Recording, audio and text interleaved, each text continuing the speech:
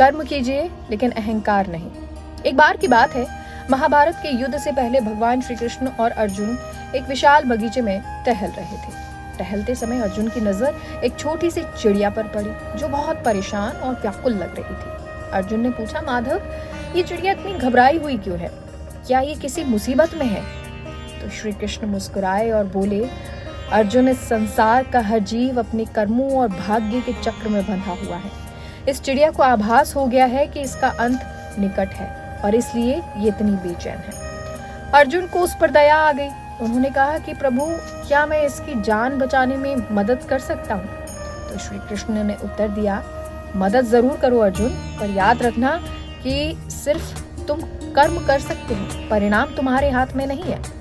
अर्जुन ने उस चिड़िया को सुरक्षित स्थान पर पहुंचाने की कोशिश की, लेकिन तभी वहां एक बाज आ गया जो उस चिड़िया का शिकार करना चाहता था।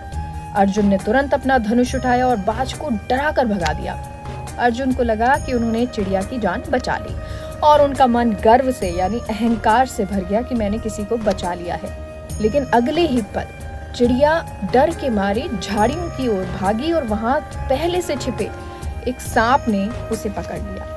अर्जुन बहुत दुखी हुए और कृष्ण से बोले, माधव, मैंने तो इसे बचाने की पूरी कोशिश की, फिर भी ये नहीं बची।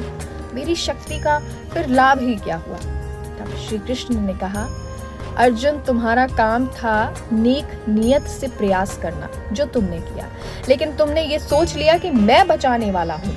यही तुम्हारा अहंकार था। जीवन में हमें लगता है कि हम सब कुछ नियंत्रित कर रहे हैं, पर असलियत में हम सिर्फ अपने कर्तव्य के लिए जिम्मेदार हैं। नतीजा क्या होगा, ये समय और नियति तय करती है।